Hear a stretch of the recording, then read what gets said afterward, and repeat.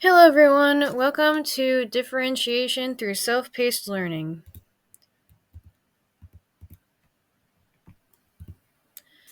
Today we're going to start off talking about why should we use self-paced learning, how to create a self-paced classroom, differentiation using Google Classroom in the self-paced classroom, and then ended with my works cited page. So why self-paced learning?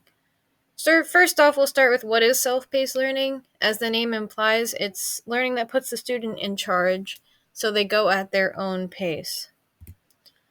And we should use it because it builds confidence and motivation in students because they master at their own pace. Because when you use a regular teaching model, you as the teacher are in charge of when students are learning what, and not all students learn at the same pace. Like some lessons may take students longer to learn than others, whereas other lessons they might not even need because they already know. So then they can go on to mastery. So having this self-paced model allows students to go at their own pace. It allows more time for one-on-one help with students, whether this is academic or checking in on their emotional status.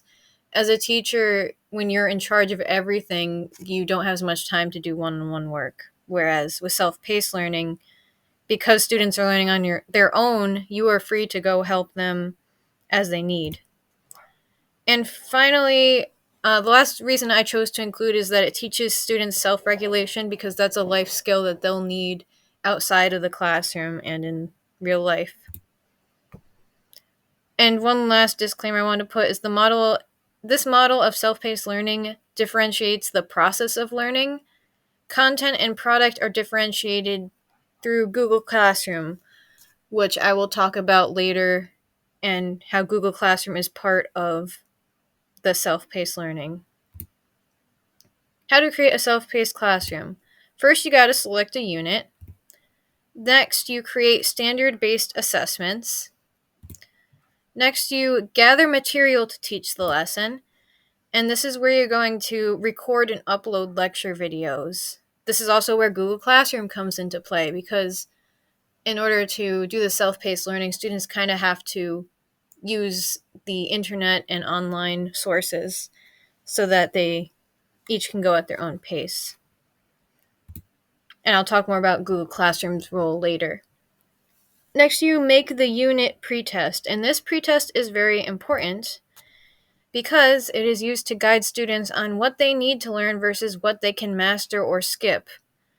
I put master or skip because the sources talked about mastering skills, but I feel like if students already understand the material and they aren't interested in it, they should have the option to skip learning mastery because it's unnecessary to punish students for doing well and knowing things that they already know. But anyway, this is just a chart that was included in one of the sources that shows the importance of pretests. As you can see, the pretest questions are, first off, the targets of each lesson are on the left, which I like because that shows that they know the purpose of why they're learning. And the pretest question, so let's say they got question 2 wrong, then they know which lessons and practices to do, right? Because those are the things that are circled there. And in these lessons and for the practice questions, you will provide them the answer key so that they can check their answers. And the assessment, they will not have an answer key because that's how you as a teacher will know what they learned. The next step is to give students a pacing chart. So this chart here shows all the students and their statuses.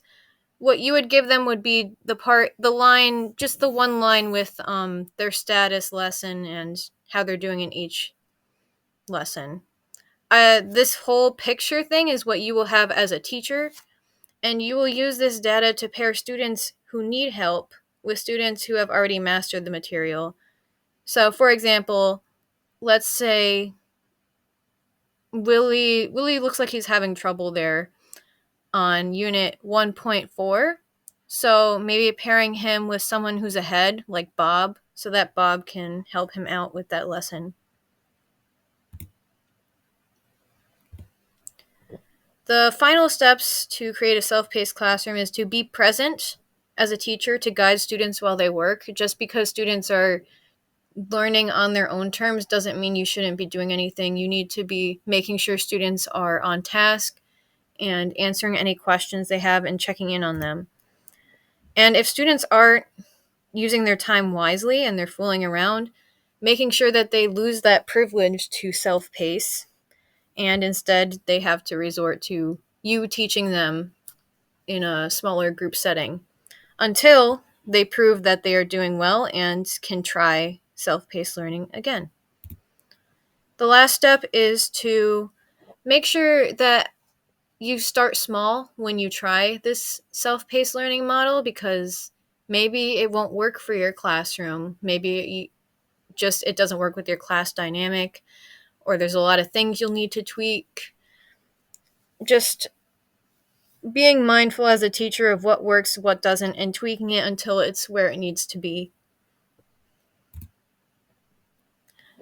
Now we're going to finish off this PowerPoint by talking about Google Classroom's role, which, as you might have guessed, it's how the students will get the information is on Google Classroom. To start off with content, one thing you can do as a teacher is assign students struggling extra practice and those who mastered harder work, and those who have already mastered the material harder work. Or alternatively, you could let them work ahead. Again, I think it should be up to the student whether they want to work more on the material or work ahead, because students shouldn't be punished for working ahead.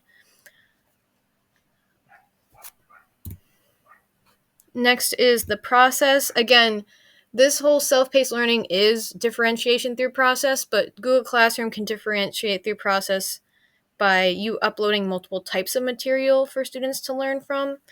So videos, songs, activities, slideshows, anything and everything. And finally, product. Having students have choice in how they express what they learned.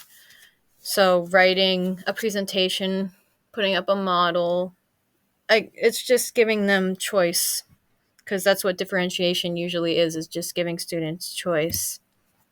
And the last thing I wanted to give was a motivational tip that I really enjoyed, was putting these soft zero placeholders for the assignments so that students are motivated to do their work. If they see that this is what my grade is going to look like if I don't do the assignment, and then they do it, they'll feel better that it's going up, rather than them starting with 100 and it keep going down and them not knowing, if I don't do this assignment, is it really going to be that bad?